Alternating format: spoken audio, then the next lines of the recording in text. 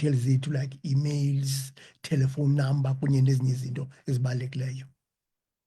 Okay.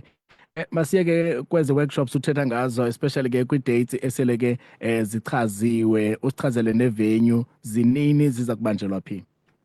Okay, sizazibambela all over South Africa but okwangoku okwangomso sizabe sibambele apha eKomani ikhona iBNB ekuthiwa inkwenkwezi BNB.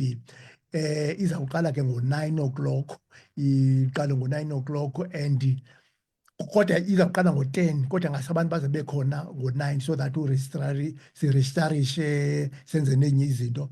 Kodwa ke ukuqala kwayo iyaqala ngo-10 so besinocebisa uba abantu aba-interested ukuza bangeza but at the same time besicela just abantu balibambe ixesha because senzela into yoba si-accommodate wonke umntu ke ngoku senzela neza session zee-questions uyabo singabehleleqa yonke into abantu bafumane ithuba loba bazibuzele yonke into abafuna uyibuza.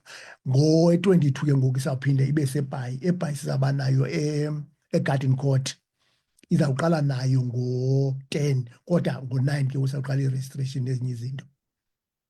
Okay, Mr. Mvinjelwa ke mandukunika ithuba wenze amazwi okugqibela unyathele nakwindawo esingakhange sifikelele kuzo. Okay, amazwi ami okugqibela msasazi izukuthi into yoba ezi workshops zibalulekile. Ezi workshops ziyaba-educate abantu bethu. Ezi workshops indlela ezibaluleke ngayo ibaluleke ngolu hlobo lokuba nenye izinto obungazazi nge-ICT industry like uyazazi uzawuzibuza uzixelelwe kunye ubufuna ucomplaina like ufuna ucomplaina you are not happy ngezi service like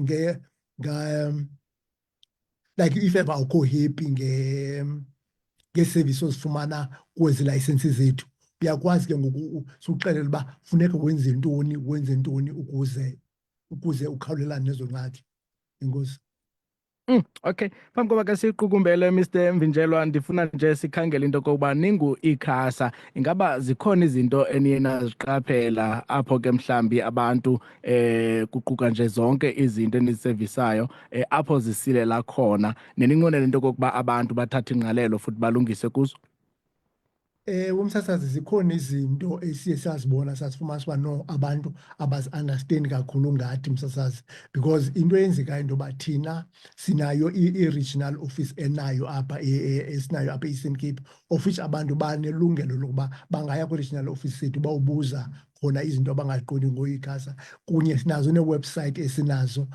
Abanye abantu abakayazi into esiyenzayo because as a regulator ubune-complain uza kuthi une-problem ye-network uhlala uzapha ukuthi zezo nto ezininzi abasifumana uba no man abantu abazi-understand like if ever ufuna ukucomplaina ngendlela oye waphatheka ngayo like for example noba kwi-radio station apho ufumana uba no man enye yendlela abazizenza ngayo izinto awukho happy ufuna ucomplaina zezinto ezininzi msasazi endicinga uba abantu xa beno-athenda ezi workshops zethu bangafumana lukhulu.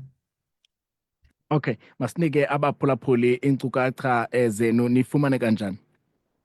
Sasazi sinayo iwebsite yethu ethi www.icasa.org.za.